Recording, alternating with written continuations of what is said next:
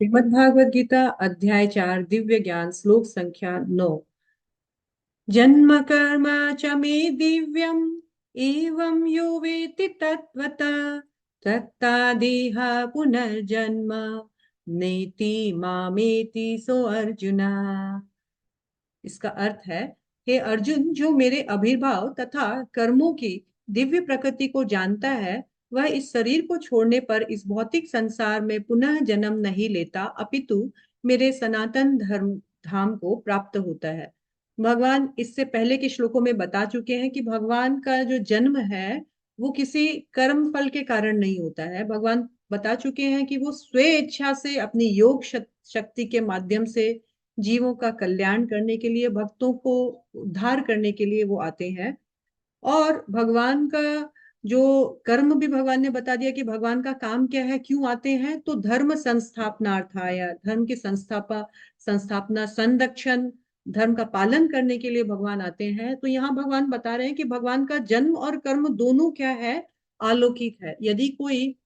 व्यक्ति भाग्यशाली होता है तो उसे गुरु और वैष्णवों की कृपा से भगवान के इन जन्म और कर्म की दिव्यताओं को, या भगवान का जो जन्म और कर्म का जो यथावत है, जो अप्राकृतिक है, साधारण नहीं है, भगवान गुणातीत है, उनके जन्म और कर्म नित्यत्व है,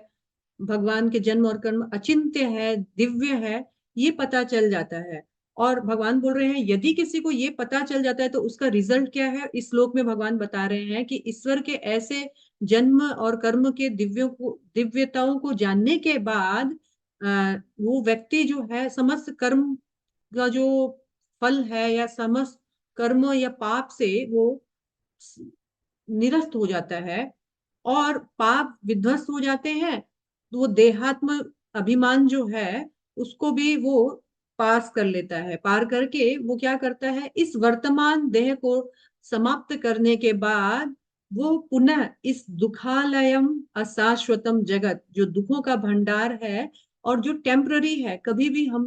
भी इस संसार से जा सकते हैं, ये परमानेंट नहीं है हमारी स्थिति, ये समझ जाता है। और भगवान बोलते हैं फिर वो मेरे सनातन धाम, यानी भगवान के नित्य धाम, जहां एक बार कोई चला जाए तो वहां से आना नहीं पड़ता है, यानी वैकुंठ को प्राप्त करता है, भगवान के धाम को प्राप्त करता है। और यहां तक भी कहा गया है कि ऐसा नहीं है, वो जीवित अवस्था में भी, जीते जी इस वर्तमान शरीर में भी और जीने के जीवन के बाद भी वो भक्त जो है केवल भगवान के जन्म और कर्म की दिव्यताओं को जानकर जानकर यानी सुनकर वो क्या प्राप्त करता है, तो इस जो दुर्सध्य, बिल्कुल कठिन वस्तु प्राप्त होने वाली इस संसार में है, वो है कृष्ण प्रेम, भगवत प्रेम, उसको प्राप्त करता है। और इस प्रकार भगवान का प्रिय बन करके भगवान के नित्य धाम, वह स्थान जहां जा करके वापस लौट कर नहीं आना पड़ता है, अपने ओरिजिनल घर, वहां पहुंच जाता है और उसके सारे दुखों का शमन हो जाता है। वैकुंठ का नाम ही है अपने आप में वह स्थान जहां किसी प्रकार की कुंठा यानी दुख या कष्ट ना हो। हरे कृष्ण।